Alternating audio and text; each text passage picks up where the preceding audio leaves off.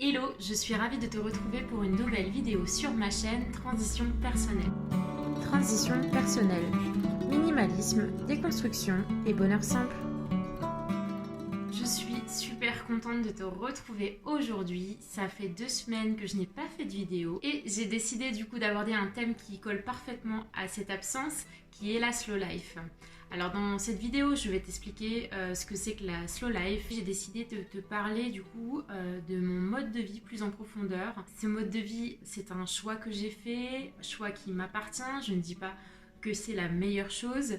Je ne dis pas que tu dois absolument le faire, mais la vie a fait que j'ai été conduite à vivre ainsi, à construire ma vie comme ça et à changer de mode de vie et du coup de ralentir. Le mouvement slow, c'est finalement ralentir. J'ai été conduite à ralentir. Chacun mène sa vie comme il le souhaite. Ça prend le temps que ça prend, mais je voulais simplement te faire cheminer sur le mouvement qui, à mon goût, reste quand même important et beaucoup plus de monde devrait le mettre en place dans leur vie, étant donné qu'on est dans une vie où il faut toujours courir, être productif, etc. Tout d'abord, la slow life, qu'est-ce que c'est? La slow life, c'est un mouvement qui a été initié dans les années 80 à peu près. Ce mouvement signifie ralentir, oui, mais ralentir pourquoi? Parce qu'en fait, tout simplement, c'est une réponse à la mondialisation en essor dans les années 80. On y est évidemment toujours, on y est toujours plus.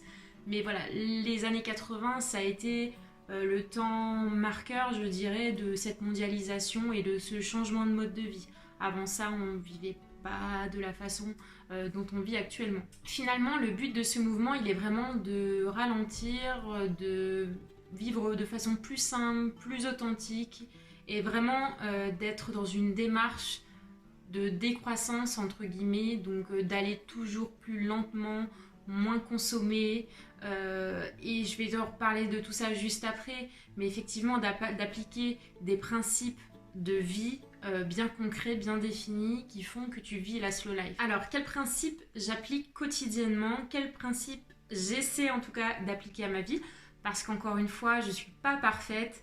Il y a des moments où je sors de ce cadre et je retrouve d'anciennes habitudes qui finalement me poussent dans mes travers, c'est-à-dire me provoquent beaucoup de stress, me provoquent un dépassement. J'ai l'impression d'être sous l'eau, sous beaucoup de choses. Et en fait, cette slow life m'a permis justement de rétablir un peu tout ça et de me donner un équilibre, un vrai équilibre et pas un semblant d'équilibre parce que justement je fais beaucoup de choses. Donc le premier point va être de penser à ralentir, de prendre du temps pour soi, de prendre du temps pour les autres. C'est-à-dire que par exemple tous les jours, je vais m'obliger, entre guillemets, puisque c'est pas une obligation, c'est un bonheur personnel, je dirais.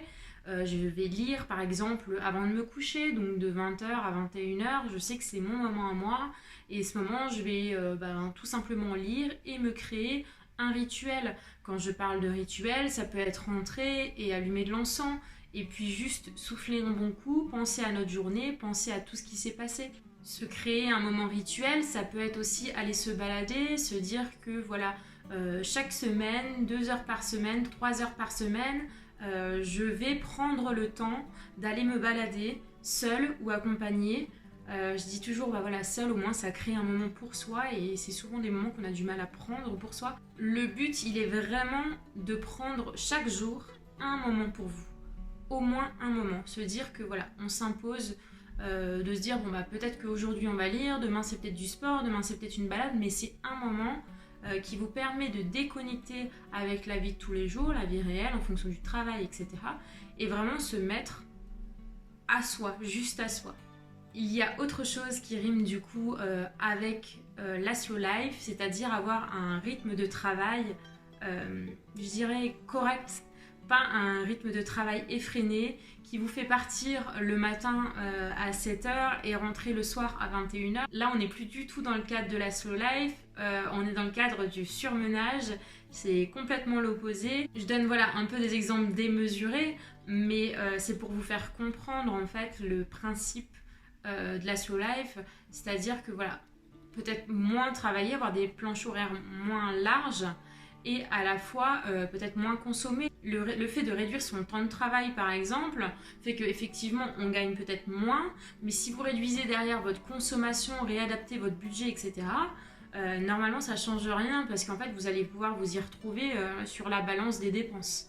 Voilà, donc ralentir le travail, mais il faut effectivement, derrière, enclencher un nouveau mode de consommation. Ça, je vais t'en parler juste après également. Donc la slow life, c'est vraiment ralentir sur beaucoup de points, mais aussi se recentrer sur l'essentiel. Donc comme je disais, voilà, arrêter la surconsommation, mais également se recentrer sur les éléments essentiels à notre vie, par exemple la nature. Je sais que moi c'est quelque chose qui est hyper important. Tout tourne autour de la nature chez moi. C'est-à-dire que pour moi, l'essentiel des choses par-delà, d'ailleurs j'avais fait une vidéo il y a 2 semaines de ça sur Tout est dans la nature. Je te laisse aller la regarder si tu ne l'as pas vue, je mettrai le lien en barre d'infos. Mais en fait, la nature, c'est la base de notre santé, c'est-à-dire qu'elle rétablit notre confort intérieur en nous. Elle nous sert également de soins, elle nous sert à nous nourrir, elle nous sert juste à respirer. Et donc ça, c'est des choses essentielles. Et quand je parle de peut-être relâcher le superflu, c'est-à-dire toujours courir, être dans les transports, faire des choses en fait ultra rythmées, alors qu'on pourrait se reconnecter à des choses simples, à des valeurs simples, et en fait ce rythme-là fait qu'on oublie ces choses pourtant si simples et importantes à notre santé. Comme je le dis souvent, en fait, on se retrouve à faire plein de choses pour le travail, pour notre famille, regarder le budget, etc., calculer, regarder nos dépenses, et puis il y a les factures, et puis il y a beaucoup de choses.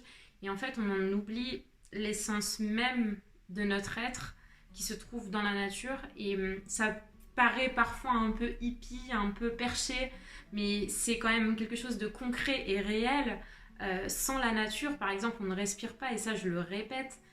Et si c'était si perché, en fait, vous y croiriez pas. Vous me diriez non, c'est pas vrai. Mais si, c'est une réalité, c'est fondé. Donc voilà, et ça c'est des choses, on oublie, on se dit que tout est à notre disposition, on peut consommer et avoir ceci, cela, et voilà, on en oublie beaucoup de choses qui finalement sont très simples. Autre point qui fait que j'ai décidé de vivre la slow life et que je vis la slow life, j'ai pas envie d'attendre la retraite pour profiter de ma vie, j'ai pas envie d'attendre la retraite pour voyager, vivre des choses, expérimenter, me développer personnellement, m'occuper de moi, m'occuper de mes proches, m'occuper des autres. J'ai pas envie d'attendre ça. Je trouve que, en fait, on se dit tout le temps, oui, quand on ne travaillera plus, on aura le temps de profiter, etc. Sauf que à 60 ans maintenant, à notre époque, on est fichu, on a mal partout, on développe plein de problèmes de santé. Et en fait, là, moi, je suis en bonne santé et je me dis, pourquoi ne pas en profiter ? Pourquoi ne pas ralentir pour pouvoir en profiter ? Alors que certaines personnes penseraient à l'opposé et se diraient « Ah ouais, mais du coup, moi, j'ai pas le temps, je travaille beaucoup, j'ai beaucoup à faire, j'ai toute ma famille à m'occuper. » Finalement, s'occuper de sa famille, c'est peut-être aussi laisser les enfants à la garderie plutôt que de passer un moment avec eux. Mais, enfin, voilà, genre, pourquoi ne pas prendre du temps pour soi tant qu'on le peut, tant qu'on est en santé, tant qu'on est vivant et qu'on a toutes nos capacités pour pouvoir faire plein de choses. Et ça, c'est vraiment un des principes premiers presque qui m'ont fait basculer de ce côté, parce que c'est pareil, c'est du concret, c'est une réalité. On pourra me dire oui mais non, c'est une réalité. Enfin, sans ça, sans la santé, sans le fait d'être en pleine forme, que ce soit physique, mentale, en fait, vous pouvez rien faire, ou en tout cas, vous pouvez faire moins de choses. Donc c'est le moment pour en profiter et vraiment kiffer. Et encore une fois, c'est pas parce que j'ai 30 ans qu'il faut faire ça, ça s'applique à 40, ça s'applique à 50.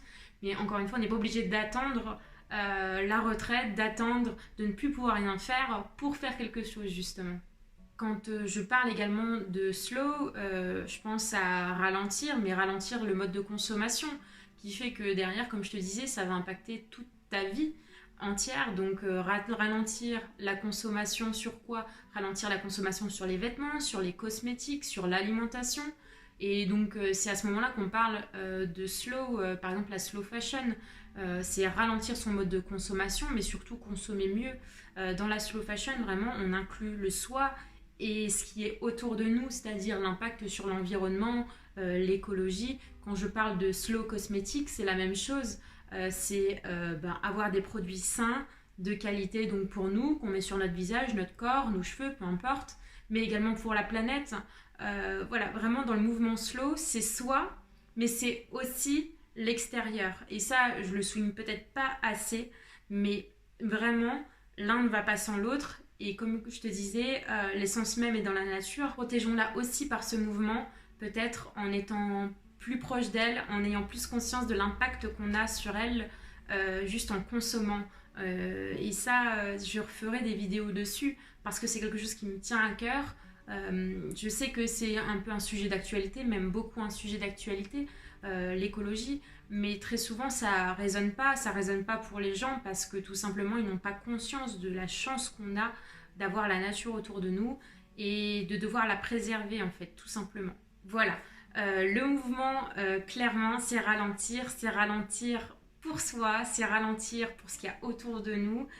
J'ai pas parlé forcément par exemple de la slow food.